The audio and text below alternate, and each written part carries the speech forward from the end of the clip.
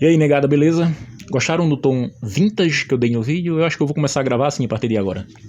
É o seguinte, eu vou nesse vídeo aqui revisitar alguns pontos de outro vídeo que eu fiz anteriormente chamado A Ciência Não é um Sistema de Crenças. Eu não vou refazer aquele vídeo, eu vou só revisitar alguns pontos. Se você quiser assistir o vídeo, eu vou deixar aqui nos cards, em algum lugar aqui nos cards, beleza? E o motivo principal de eu estar fazendo isso foi pelo um estudo que saiu recentemente no jornal O Estadão. Eu vou deixar um print aqui na tela para vocês verem, tá ok? Mas o que o estudo fala basicamente é que o risco de contágio por coronavírus através de embalagens e alimentos é mínimo. Como eu disse anteriormente, a ciência não é um sistema de crenças. Você pode verificar toda e qualquer informação. Você não tem que acreditar só porque supostamente foi feito pela ciência ou porque cientistas fizeram isso. Deixo aqui bem claro um caso específico que aconteceu com a Coca-Cola, que financiou um estudo que chegou à seguinte conclusão: que você dirigir desidratado é pior do que dirigir embriagado. Você pode partir do pressuposto que isso é válido só porque foi um estudo, porque levou o nome estudo, porque no final da frase tem diz estudo. É lógico que não. Isso é uma grande mentira, não é verdade. Comeram bola nesse estudo aí, e uma bola grande jogada pela Coca-Cola, que é uma empresa que vende o quê? Hidratação na forma de água com açúcar. Antes de um estudo ser considerado válido, vamos verificar algumas coisas, como por exemplo, será que ele passou por uma revisão por pares? Passou por uma revisão pareada, foi publicado em alguma revista científica de renome e, principalmente, teve o seu caso replicado por um laboratório concorrente? Se sim, aí a gente pode começar a considerá-lo. Se não, vamos com calma, porque não passa de um simples estudo. Um detalhe que eu lembrei agora aqui durante a edição é que nem só de estudos e bolas vivem a culpa pelo falta de informação. A imprensa também tem sua parcela de culpa. Ultimamente a imprensa tem feito um ótimo trabalho na divulgação dos casos de coronavírus e como podemos evitá-los. Porém, não é de hoje que a gente sabe que o que a imprensa mais vende, aliás, o que faz a imprensa vender mais é sensacionalismo. Em virtude disso, eu vou deixar aqui linkado outro vídeo no qual eu critico a imprensa. Como esse exemplo recente aí que eu acabei de falar da Coca-Cola deixa bem claro, você pode chegar a qualquer conclusão através de um estudo. A coisa não tem revisão, a coisa não tem credibilidade, a coisa não foi replicada, então me desculpa, desconsidera por enquanto. Principalmente pela comida de bola, né? Quando eu falo comer bola, pode ser nos dois sentidos, tanto comer bola no sentido de receber uma grana, como comer bola no sentido de errar, né? Às vezes você erra, comete um erro nas suas amostras e aquilo finda sendo publicado. Veja bem o que fala, entre aspas, o estudo. Os consumidores podem ter a tranquilidade de que continuamos a acreditar, é meio estranho isso aí junto à ciência, né? A acreditar com base em nosso entendimento das informações científicas. É tipo assim, um viés, ele deixou claro aqui o estudo que trata-se de um viés de confirmação. Esse aqui é meu microfone e minha tela de verificação ao mesmo tempo, tá? Então logo de cara a gente vê aqui um viés de confirmação. Eles acreditam com base em entendimentos anteriores. Eles nem ao menos fizeram um isolamento de variáveis para chegar a qualquer conclusão. Concluindo que os alimentos consumidos e suas embalagens têm mínima probabilidade de espalhar o SARS-CoV-2. Afirmou quem afirmou isso? A FDA. Ok, e quem é a FDA, Guimarães? A Food and Drugs Administration dos Estados Unidos e em parceria com a USDA, que é o Departamento de Agricultura dos Estados Unidos. Eu acho que vocês já devem ter percebido que isso aqui são pessoas que têm grande interesse de que as pessoas não parem de consumir produtos industrializados, não parem de consumir. É claro que as pessoas não vão parar de consumir, né? Senão elas morrem. Mas, além deles terem esse interesse financeiro de que a economia rode, é igual ao ao Bolsonaro, que não quer que sejam instituídos lockdowns no Brasil, por exemplo, para que a economia continue girando. Ele encontra-se na mão de comerciantes. A mesma coisa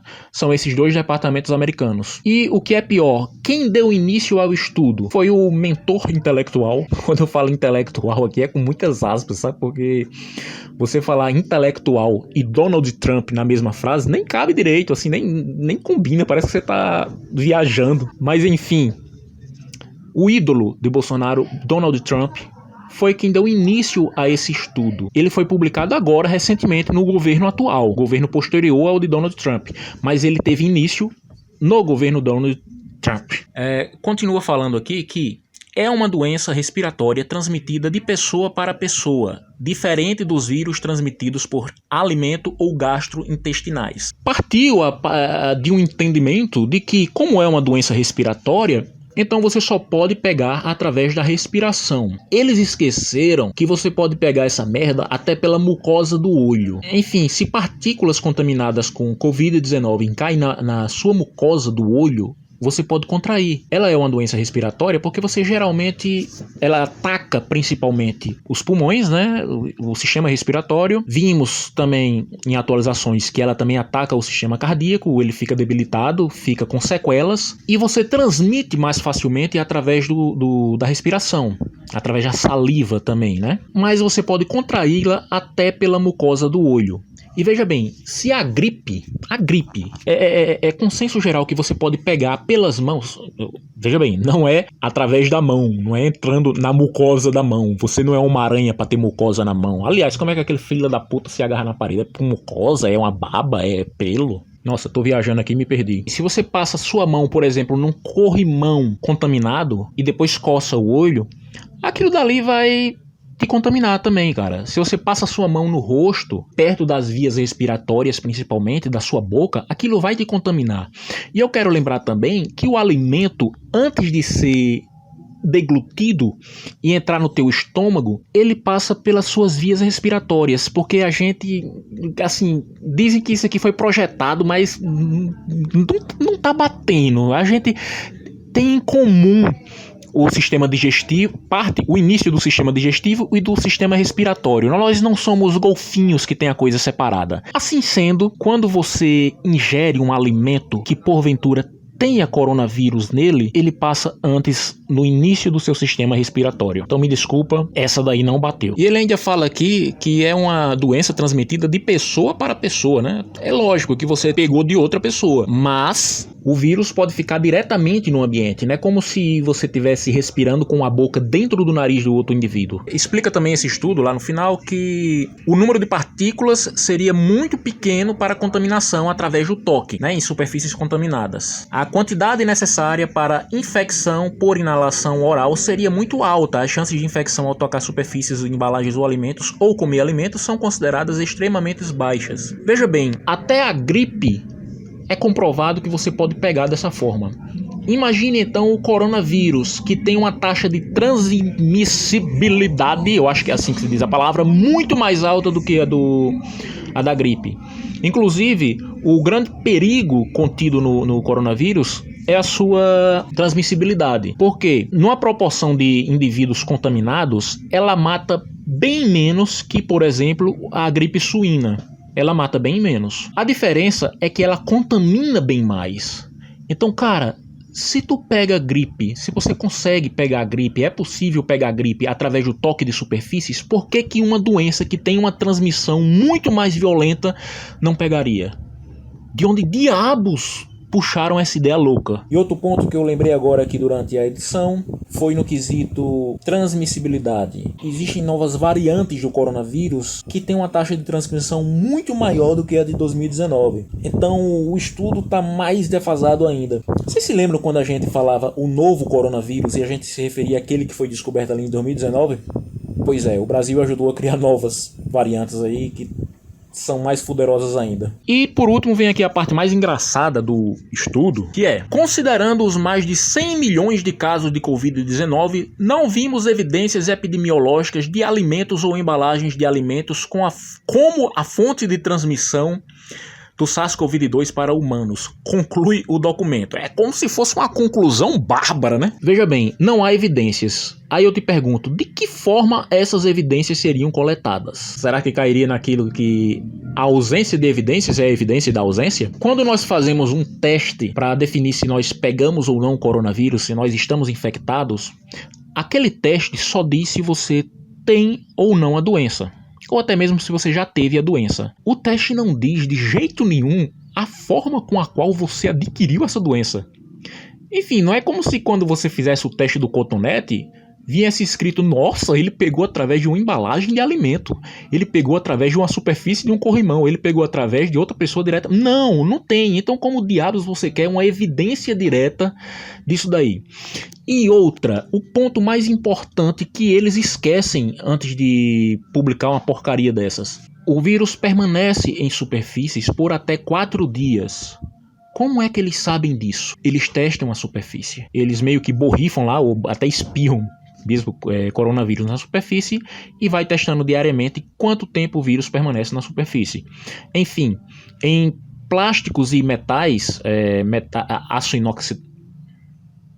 inoxidável, o vírus pode ficar até 4 dias, cara. Enfim, eu não me confiaria que não dá para pegar através de alimentos, nem de embalagens de alimentos.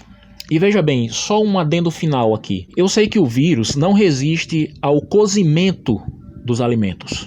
Ele não resiste. Mas você não sabe, no caso de um delivery, você não sabe o que é que acontece no momento pós-cozimento e embalagem dos alimentos.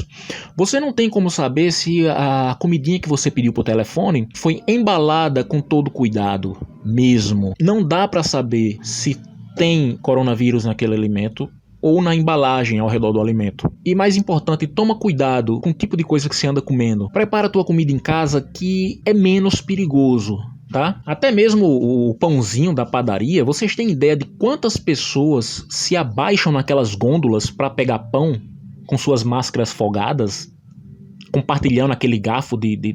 Cara, até o pãozinho da padaria é perigoso, sério. É melhor você comer ele assado, para não ter perigo. Enfim, tomem cuidado com os ditos estudos.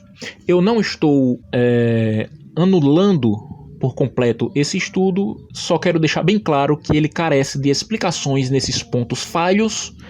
Ele é falho como um todo e que um estudo, antes de ser replicado, antes de ter uma revisão por pares, ser publicado num lugar mais decente, antes disso, ele não passa de um estudo, beleza? Por enquanto é isso, pessoal. Se vocês gostaram do vídeo, dá uma curtida aí, compartilha. Se vocês não gostaram, deixa teu dislike, mas comenta aqui embaixo o motivo pelo qual não gostou, como eu posso melhorar, beleza? Um abração.